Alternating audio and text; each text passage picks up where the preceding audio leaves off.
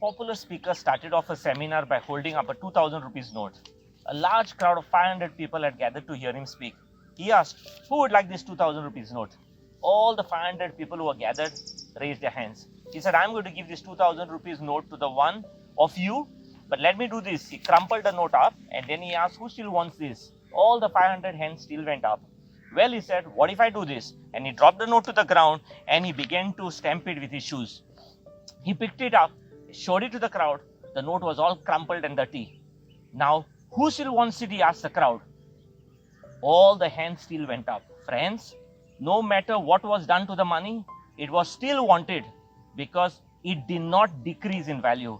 It was still worth rupees 2000. Many times in our lives, we are dropped, crumpled and ground into the dirt by the decisions we make and the circumstances that come our way. We may feel as though we are worthless, but no matter what has happened or will happen, you will never lose your value. Dirty or clean, crumpled or finely creased, you are still priceless to those who love you. What helps is to carefully uncrumple the money note and to iron out the wrinkles until it's neat and crisp. Friends, self-worth is simply defined as the level of importance you place on yourself. It is an emotional outlook that determines how and what you feel about yourself in comparison to other people. This evaluation has profound impact on the choices you make, since it determines to a great extent what you consider yourself capable and worthy of doing. Today, when I talk to a large number of students and explore their concerns and dig deep into the roots of their problem, it often shows that they are struggling with a deep sense of unworthiness. The underlying cause of self-sabotage in a person's life is undoubtedly not feeling worthy enough. Now, what are the killers of self-worth? We each have within us some inner enemies that can quickly kill off our self-worth. They drain our lives of potential and our purpose. And if left unchecked, they can unfortunately quickly erode our grandest plan and our noblest intention. The causes of low self-worth can be hard to identify. There is no one cause for everyone, and some people suffer from a variety of reasons. But the following are some of the common situations that sabotage our worthiness. Point number one, some people measure their self-worth by the number on a scale. After we have hopped on an Instagram, we are inundated with picture-perfect versions of others. The more Insta-worthy pictures you view, the more unworthy you and your life can feel. This feeling is reinforced and likely made worse by social media and the constant and ever-changing messages you receive about what you need to do, to look like, and to act in order to feel worthy. It can leave you feeling like you need to hide parts of yourself that aren't perfect or don't fit within the norms. For many students, grades and test scores are the ultimate determination of their self-worth.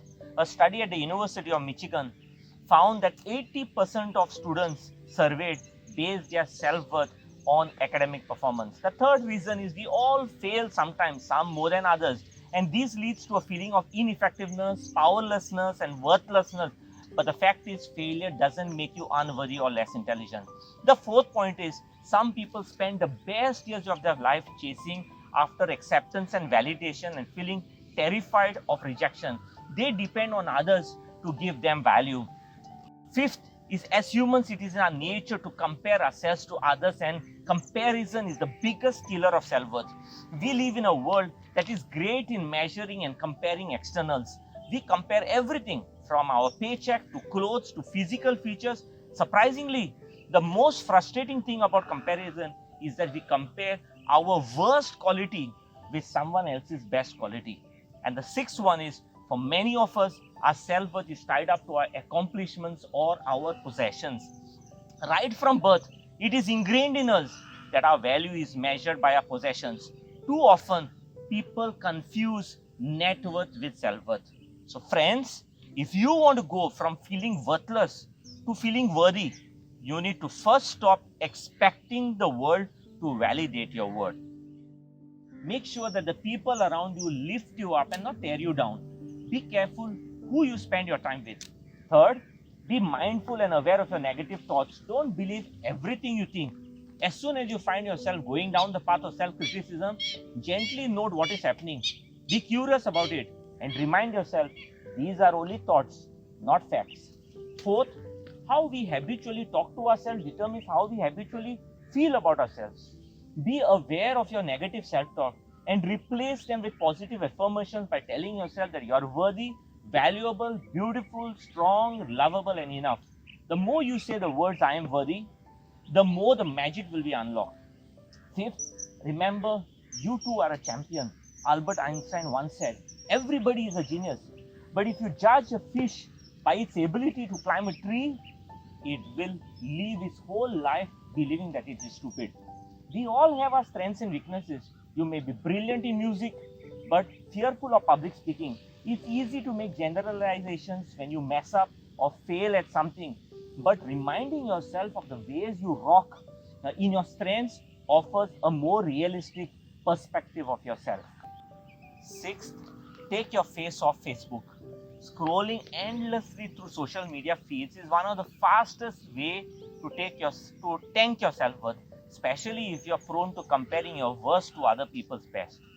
Friends, when you realize you're worthy, all the stuff that has happened that made you question your worthiness will begin to fade into the background.